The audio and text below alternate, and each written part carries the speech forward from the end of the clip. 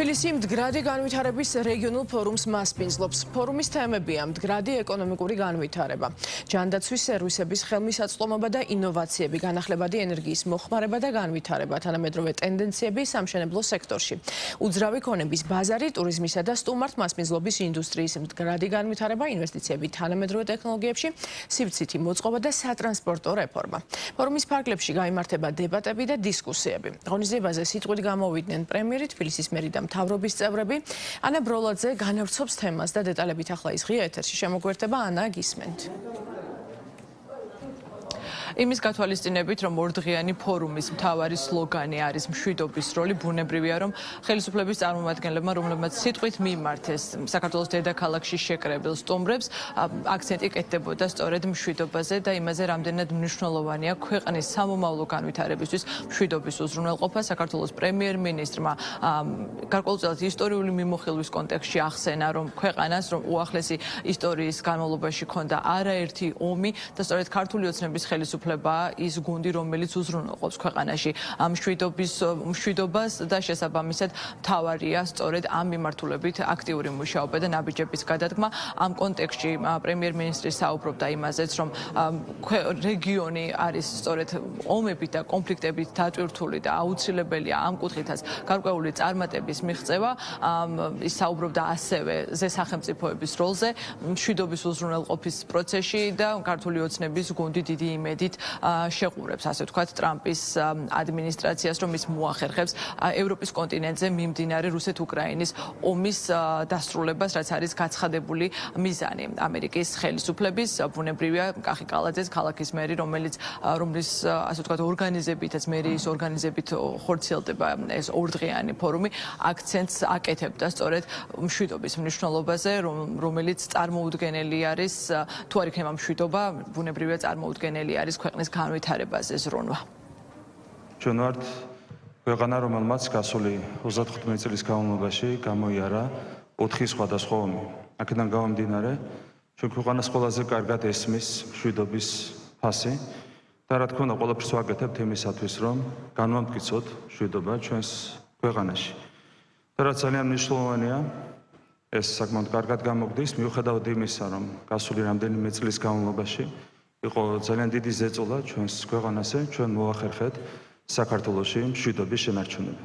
და არა მხოლოდ ქვეყანაში ვინარჩუნებთ მშვიდობას, არამედ ვახერხებთ რეგიონშიც ჩვენს გარშემო მშვიდობის მხარდაჭერას, რაც არის რა თქმა უნდა ძალიან მნიშვნელოვანი ჩვენი ქვეყნის განვითარებისთვისაც. არის სხვადასხვა ტიპის სირთულეები ჩვენს ფართო რეგიონში და ამ ვითარებაში საქართველო ყოველთვის მთელი წლების განმავლობაში დადებით როლს ასრულებდა მშვიდობის განვითარებაში და შესაბამისად ჩვენი რეგიონის მდგრადი სოციალურ-ეკონომიკური განვითარების უზრუნველყოფაში.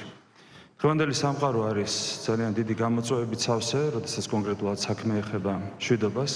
ჩვენ გვაქვს ფართო რეგიონში მიმდინარე სამხედრო კონფლიქტი, მასშტაბური ომი, ჩვენს გარშემო არის სამწუხაროდ არაერთი ომი და ასეთ ვითარებაში ძალიან მნიშვნელოვანია, რა თქმა უნდა, ვისაუბროთ მშვიდობის მნიშვნელობაზე. ძალიან დიდია ამ ყველაფერში ზესახელმწიფოების როლი, როცა საუბრობ ჩვენ მსოფლიო მასშტაბით გლობალურად მშვიდობის განმტკიცებაზე. გასული 45 წლის განმავლობაში ჩინეთი იყო ზუსტად ის ზესახელმწიფო, რომელსაც არც ერთ ომში არ მიუღია მონაწილეობა. და ეს ზესახელმწიფო იყო თავიდან ბოლომდე ორიენტირებული პროგრესზე, მოდერნიზაციაზე, ეკონომიკის განვითარებაზე და შედეგებიც არის, ვფიქრობ, სახეზე. კიდევ ერთხელ განსაკუთრებით უნდა დავაფასოთ ამ სახელმწიფოს განსაკუთრებული როლი არა მარტო რეგიონში, არამედ მსოფლიო მასშტაბით მეტი მშვიდობის უზრუნველყოფაში.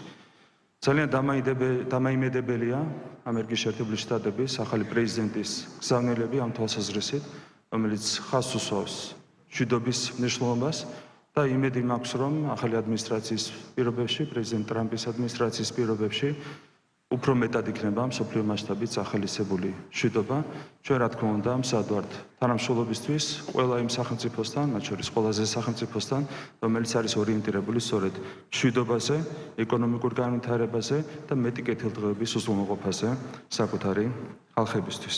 არა მხოლოდ ჩვენს ქვეყანაში, რეგიონში და ზოგადად მსოფლიოში დღეს მშვიდობას არ აქვს ალტერნატივა. შესაბამისად, ყველამ უნდა ვეცადოთ და ყველაფერი გავაკეთოთ იმისთვის, რომ შენარჩუნებული იყოს მშვიდობა. რადგან მშვიდობა ჩვენ გვაძლევს საშუალებას, შესაძლებლობას, რომ მოახდინოთ ქვეყნის ეკონომიკური განვითარება და წინსვლა.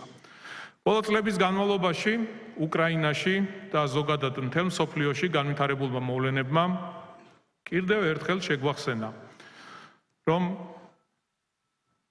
მშვიდობის ფასი უალტერნატივოა. ეკონომიკური ზრდა, დასაქმება და ინვესტიციების მოზიდვა სწორედ მშვიდ, სტაბილურ და გაწონასწორებულ ქვეყანაში მიიღწევა. ამიტომ მშვიდობა არ არის მხოლოდ სახელმწიფოებრივი სტრატეგიის სამხედრო ან პოლიტიკური დღესასრიგის რიგითი საკითხი, ის არის ფუნდამენტური სოციალური და ეკონომიკური რესურსი, რომელიც განაპირობებს ქვეყნის განვითარებას აბსოლუტურად ყველა მიმართულებით.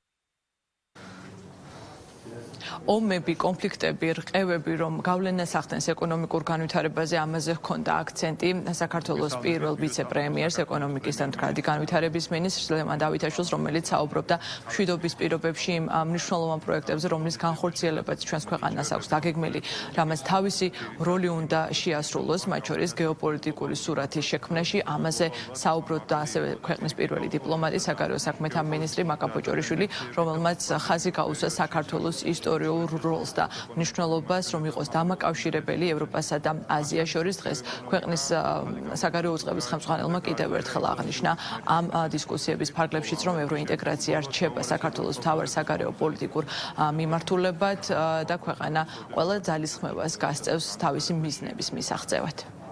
2025 წლის დასაწყისში ძლიერი ერთობლივი მოთხოვნის ფონზე მოსალოდნელია, რომ 25 წელი იქნება ასევე მაღალი ეკონომიკური ზრდით გამორჩეული. მთავრობის კონსერვატორული შეფასებით 2025 წელს ეკონომიკური ზრდა იქნება 6%, თუმცა ველოდებით, რომ ფაქტობრივი მონაცემები უფრო მაღალი იქნება სავალუტო ფონდის მიერ პროგნოზირებულ ზრდაც ამას მიანიშნებს.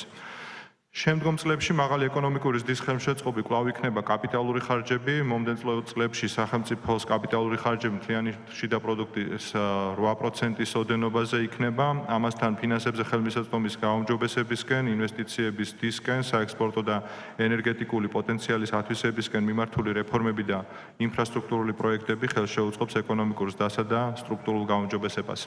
ამავე დროს შესაბამისი ღონისძიებები ხორციელდება სავაჭრო ინტეგრაციის გაუმჯობესებისა და საექსპორტო ღონისძიებების ხელშესაწყობად, ასევე ბაზრების დივერსიფიცირების მიმართულებით ხაზგასაცმელია მთავრობის ძალისხმევაც, რომელიც მიმართულია ინვესტიციების წახალისებისკენ ახალ ტექნოლოგიებში, კვლევასა და განვითარებაში და ინოვაციებში, ასევე ეკონომიკის კონკურენტუნარიანობის გაუმჯობესებისა და საქართველოს გლობალური მიწოდების ჯაჭვებში ინტეგრაციის ზრდის თვალსაზრისით განსაკუთრებული მნიშვნელობა ენიჭება ისეთ მსხვილ ინფრასტრუქტურულ პროექტებს, როგორიც არის ახალი აეროპორტი თბილისში, შავი ზღვის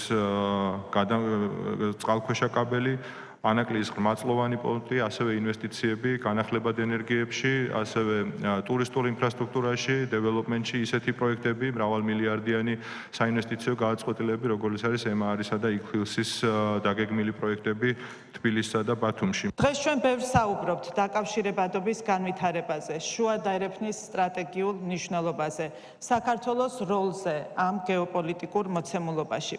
ქვეყნის სტრატეგიული მიზნების განხორციელებისთვის მთავარი წინაპირობა რეგიონში მდგრადი მშვიდობაა. სწამს, რომ რაც უფრო ფართო იქნება მშვიდობის საზღვრები, ჩვენი შესაძლებლობები მხოლოდ გაიზრდება.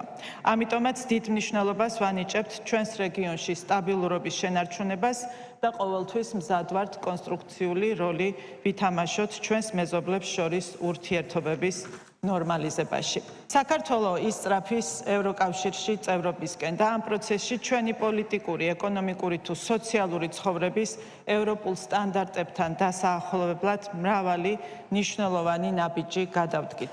კარგი მმართველობით, კარგი თანამშრომლობით და დიდი სიყვარულით შეიქმნა ის პროგრესი, რომელიც დღეს შეუმჩნეველი არავის რჩება. თბილისი 10 წლის უკან და თბილისი დღეს საუკეთესო მაგალითია, თუ როგორ შეიძლება შეცვალო დრამატულად ისე, რომ არ დაკარგო მთავარი იდენტობა.